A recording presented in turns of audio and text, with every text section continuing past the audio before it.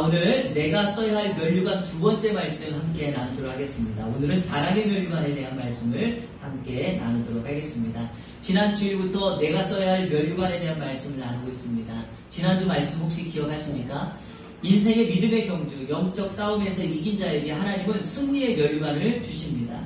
승리의 면류관을 얻기 위하여 우리가 해야 될 세 가지의 지침이 있었습니다. 그것은 바로 삶을 절제하는 것이었고요. 분명한 목표의식이 있어야 하며 자신을 쳐서 복종하는 삶을 살아야 합니다.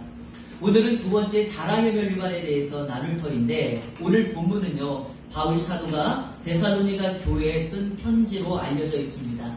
제가 배경을 좀 설명하도록 하겠습니다. 사도행전 17장에 보면 사도 바울이 2차 전도 여행을 떠납니다. 그 중에 데살로니가라고 하는 지역에 가서 주의 복음을 전하는데 3주, 그러니까 21일 동안 하나님의 말씀을 증거합니다. 말씀을 전할 때 말씀이 살아있어 능력을 행합니다. 그곳에 저명한 사람들이 복음을 듣고 주님을 따르게 됩니다. 여러분, 바울 사도의 복음의 전략은 늘 이것이었습니다. 어느 지역에 가면 거기에 회당이라는 곳을 찾습니다. 회당에 들어가 말씀을 증거했을 때 회당에 온 사람들이 바울의 복음 전도를 듣고 주께 돌아옵니다. 그러나 여러분, 회당에는 유대인들이 있었습니다. 다시 말하면 율법을 따르는 이 유대인들이 바울의 전도함을 싫어하고 바울의 전도를 방해하기 시작합니다. 어쩔 수 없이 바울 일행은요, 3주 동안의 복음 사역을 접고 데살로니가 지역을 떠나게 됩니다.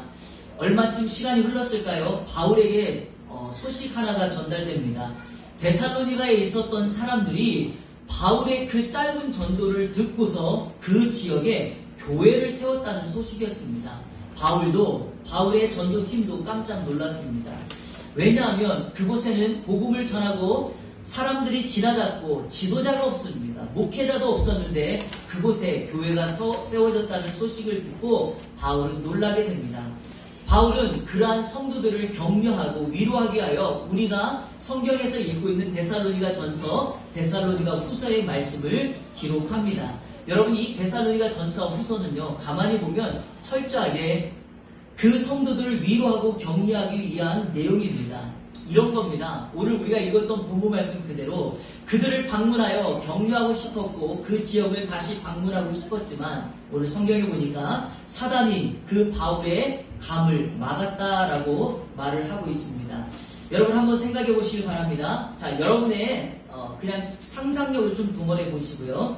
정말 보고 싶은 사람이 있습니다. 그런데 형편이 여의치가 않아서, 그것도 자신의 형편이 아니라 주변 환경 때문에 그곳에 갈 수가 없고 그 사람을 볼 수가 없습니다.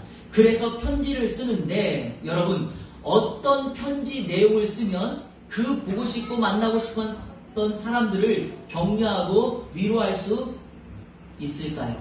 자, 여러분은 어떤 마음으로 편지를 쓰시겠습니까? 저 같으면 이렇게 쓸 것 같습니다. 편지에다가 단어 하나를 사용할 때도 그냥 쓰지 않을 것 같아요. 그 단어 하나가 그 단어를 읽고 있는 그 대상이 이 단어를 이렇게 썼구나.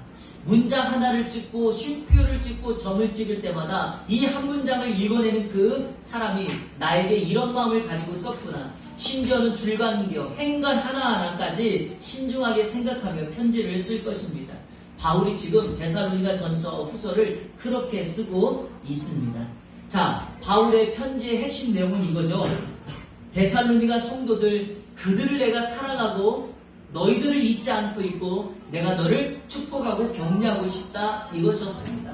자, 그러면 바울의 축복과 격려가 무엇인가? 오늘 본문 말씀 19절과 20절을 우리 같이 한번 읽도록 하겠습니다. 시작! 우리의 소망이나 기쁨이나 자랑의 면류관이 무엇이냐? 그가 강림하실 때 우리 주 예수 앞에 너희가 아니냐? 너희는 우리의 영광이요 기쁨이니라. 아멘. 가만히 보면 데살로니가 성도들의 영적인 아버지이자 그 교회가 세워졌던 출발점이 되었던 사람이 바로 바울입니다.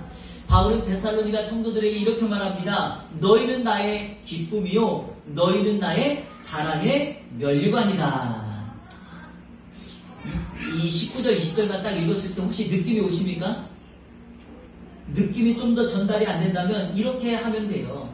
정말 나의 사랑하는 그 대상을 향하여 당신은 나의 최고입니다. 전부입니다.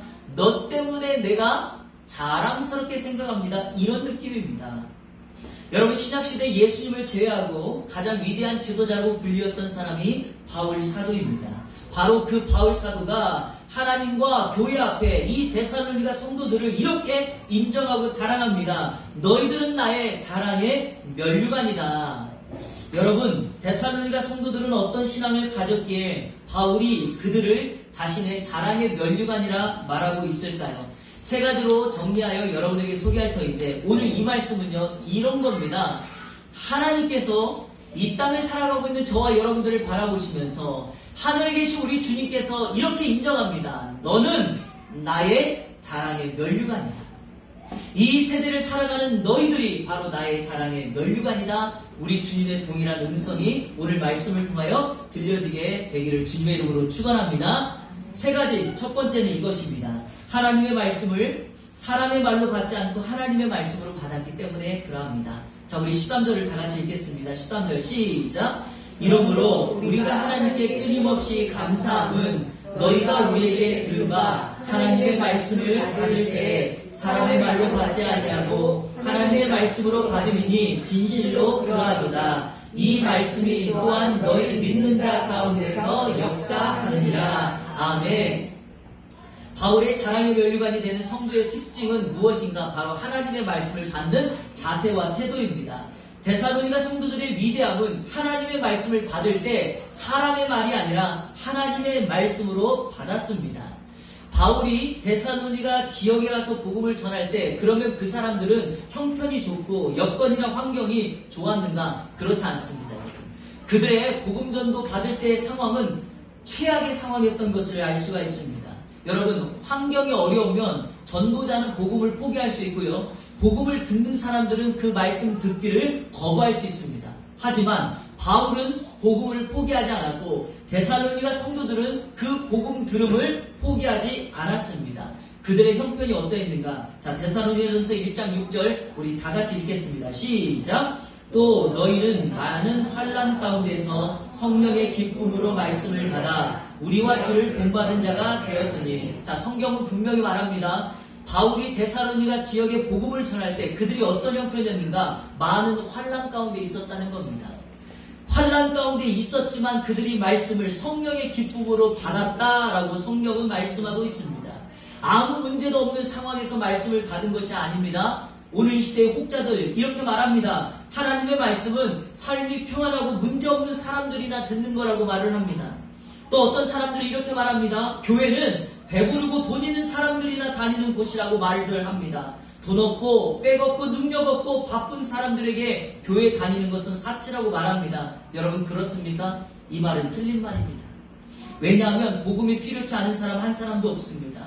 예수님이 필요치 않은 사람은 이 세상에 단 한 사람도 없기 때문에 그러합니다. 실제적으로요, 더 엄밀하게 말하면 내 인생에 문제가 있고 삶이 깨어지고 아프고 어렵고 힘든 사람일수록 더 주님께 나와야 합니다. 왜냐하면 그 사람에게 회복이 필요하니까요. 그 사람에게 주님의 은혜가 필요하기 때문에 그러합니다. 데살로니가 성도들은 많은 환난 속에서 바울이 전한 복음을 듣고 그들의 인생에 환난과 고난이 있었지만 그들은 그 말씀을 듣고 고난을 뛰어넘는 은혜를 경험합니다.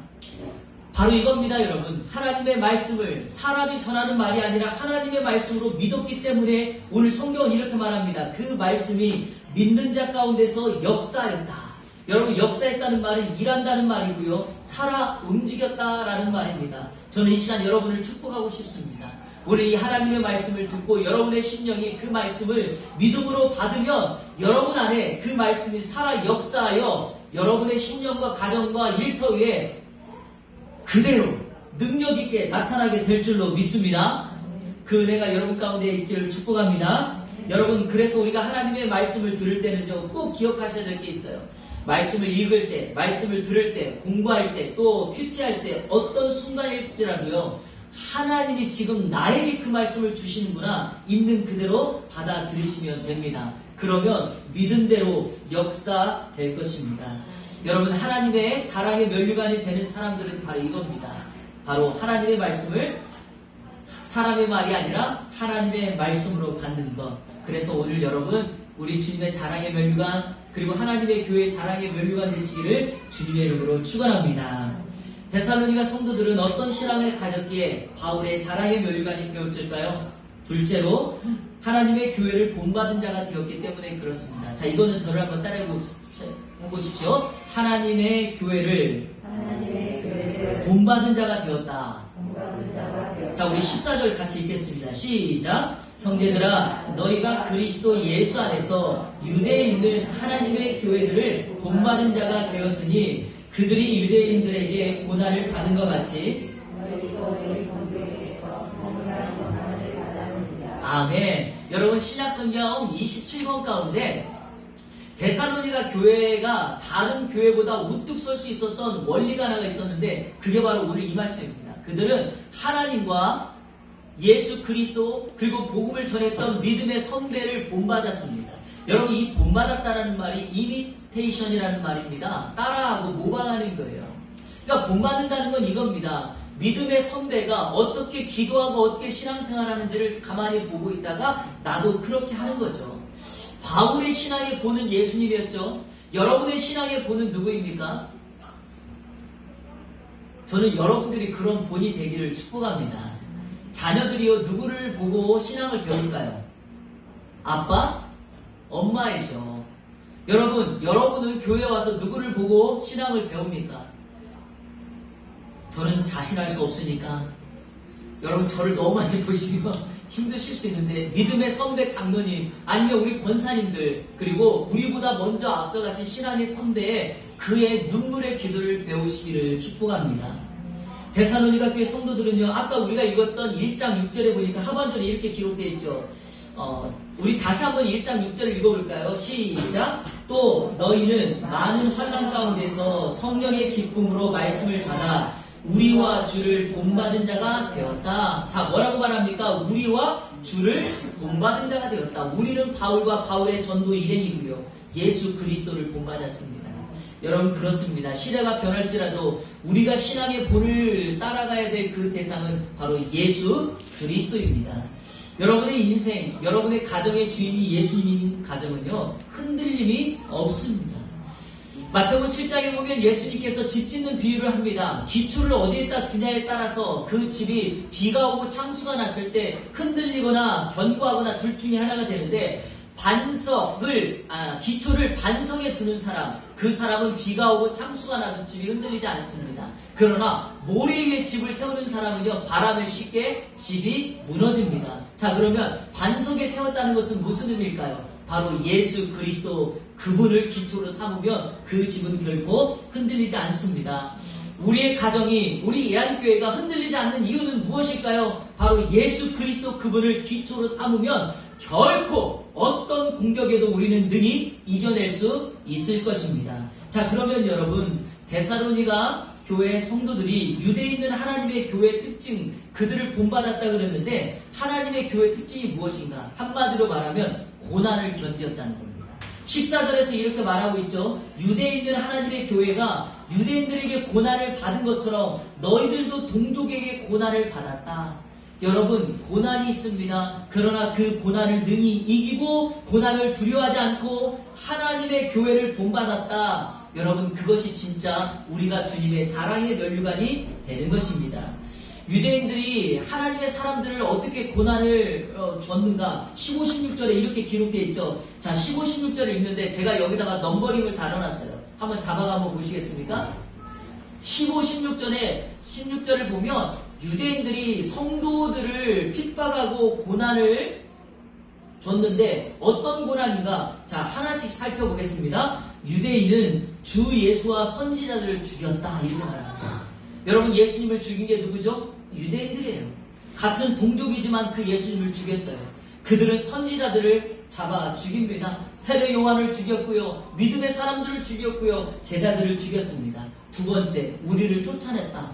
복음을 전하고 있는 그 사람들이 여러분, 세상적으로 보면 그들의 삶을 해코자 하거나 무너뜨린 적이 없었는데, 아니 도리어 그들의 삶의 질서를 가져오고 그들의 삶의 구원과 영생을 선물로 줬건만 그들은 복음 전도자들을 쫓아냅니다. 세 번째, 하나님을 기쁘시게 하지 않았다. 인생의 목표가 다르니 사람을 기쁘게 하고 자신의 만족과 유익을 위하여 살아갑니다. 네 번째, 모든 사람에게 대적이 되었다. 원수가 된 거죠. 16절 다섯 번째, 우리가 이방인에게 말하여 구원받게 함을 그들이 금하였다. 무슨 말이냐면 이방 지역에 복음을 전하는데 그 유대인들이 복음을 전하지 못하도록 방해했다는 것입니다. 그런데 한 가지 우리가 위로가 되는 것이 하나가 있어요. 이 16절 마지막 하반절에 보니까 자기 죄를 항상 채우며 노하심이 끝까지 그들에게 임하였느니라. 여러분, 이 사람들의 결론이 뭐냐? 하나님의 진노함을 당한다는 거예요. 그래서 우리가 할 수만 있으면요, 복음을 따라가야지 복음을 대적하고 반대하면 안 됩니다. 이들이 행했던 고난은 믿음의 사람들에게는 정말 끔찍하죠. 한 번의 고난이 아니라 이 고난을 멈추지가 않습니다. 사실이요, 고난이 하나만 두 개만 오면 괜찮은데요, 고난이 반복적으로 오면은요, 그 고난을 참아내기가, 인내하기가 매우 어렵습니다. 그러나 이 고난을 우리가 참고 견디어 다시금 하나님의 교회를 향하여 믿음으로 따라갈 수가 있다면 성경은 이렇게 말합니다. 그런 사람들에게 자랑의 면류관이 주어진다.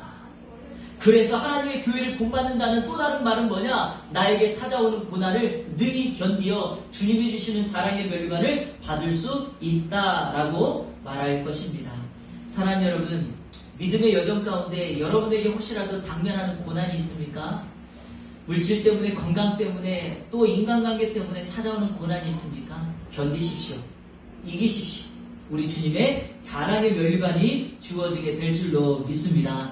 이 자랑의 면류관 받아 쓰시고 정말 여러분의 삶 가운데 능히 주변에 있는 어떤 사람들에게 칭찬받고 인정받는 하나님의 사람 되기를 축복합니다.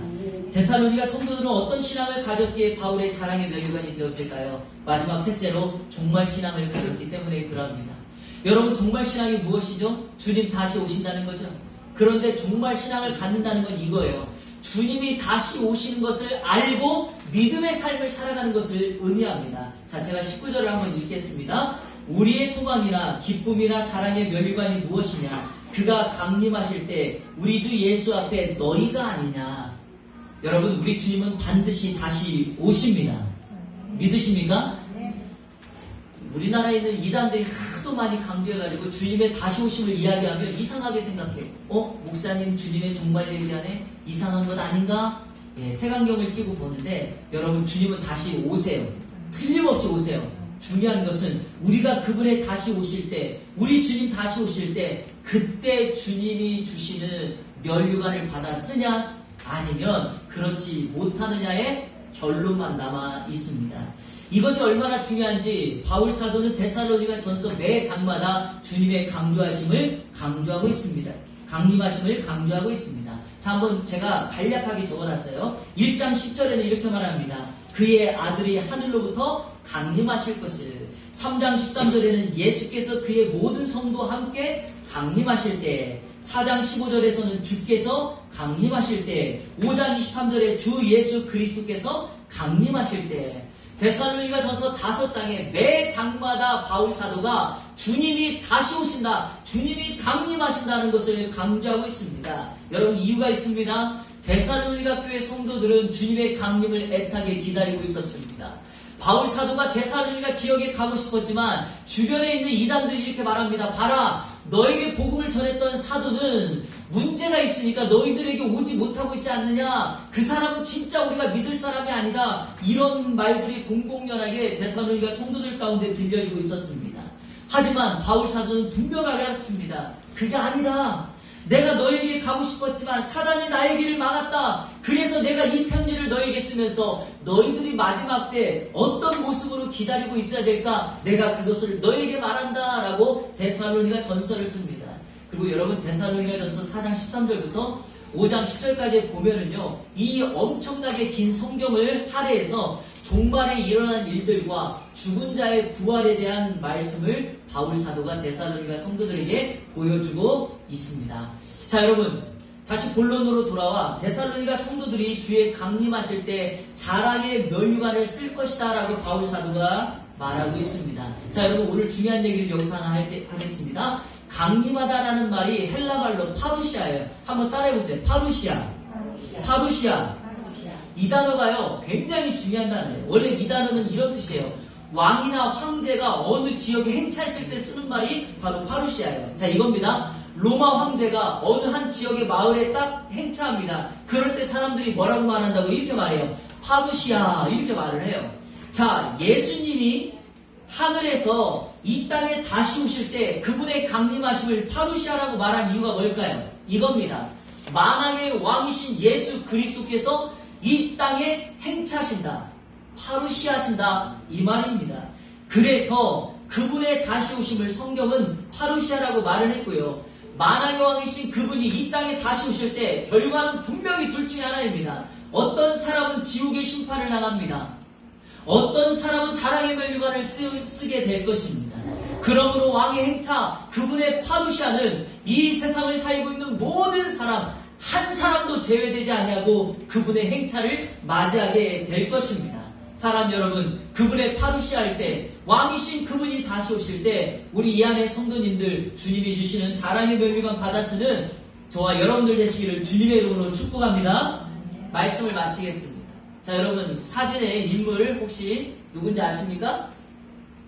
이국종이라는 사람입니다. 아주대학교 응급의학과 교수이며 외상센터의 센터장입니다. 이 사람이 유명하게 된 것이요, 2011년 소마리아의 해적에게 납치된 우리 한국 선원들을 이 사람이 고쳐줍니다. 특별히 총상을 입었던 선장님을 이분이 치유해 주면서 한국에 돌아왔을 때 이국종의 별명이 하나 생겼어요. 아덴만의 영웅이라는 명칭을 이분에게 달아주었습니다.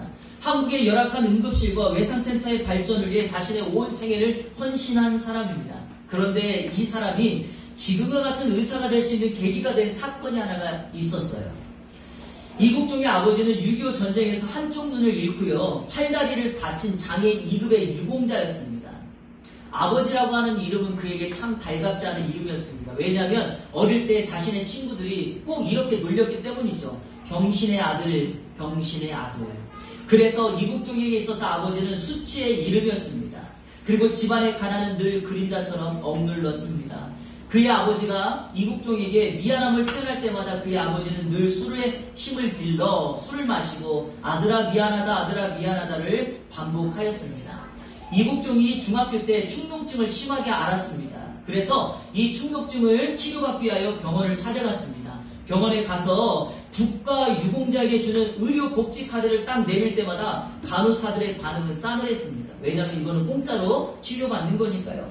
언제나 다른 병원에 가보라는 말만 반복해서 들었고요. 가는 병원마다 문전박대를 당했습니다. 이런 일들을 겪었던 이국종은 이 사회가 장애인들과 그 가족들에게 얼마나 냉랭하고 비정한 곳인가를 몸으로 느끼게 됩니다. 그러던 그가 한 병원에 갔을 때 그 병원에서 이학산이라고 하는 외과 의사를 만납니다. 이학산. 그가 내민 국가유공자 의료복지카드를 보고 의사 이학산은 그 이국종에게 다음과 같이 말합니다. 아버지가 정말 자랑스럽겠구나. 아버지가 정말 자랑스럽겠구나.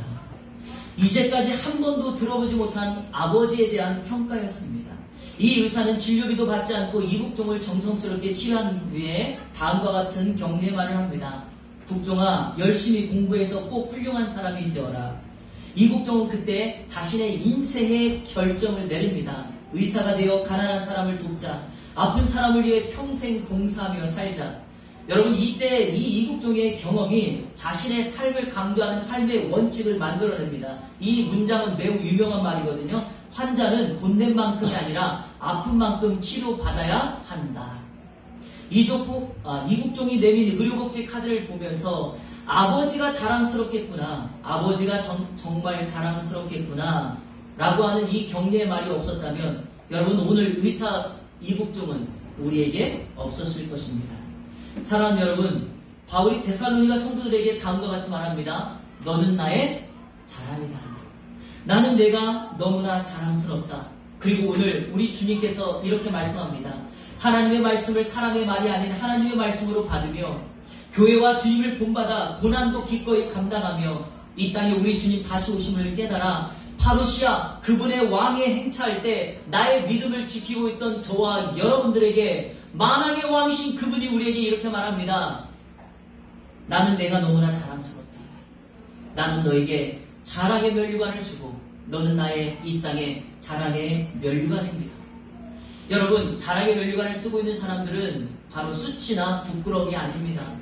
나의 자랑의 면류관을 보는 사람마다 도대체 너에게 그 면류관을 씌워주신 분이 누구길래 너의 그 자랑의 면류관은 이렇게 빛이 나는가? 여러분, 우리에게 자랑의 면류관을 씌워주신 분은 바로 만왕의 왕 예수 그리스도이십니다. 사랑하는 여러분, 이번 한 주간 동안에 우리 주님의 자랑의 면류관이 저와 여러분이 되기를 축복합니다. 그리고 우리 주님이 여러분에게 주시는 그 음성, 나는 내가 자랑스럽다. 이번 한 주간 자랑의 면류관이 여러분의 삶에 맴돌게 되기를 주님의 이름으로 축원합니다.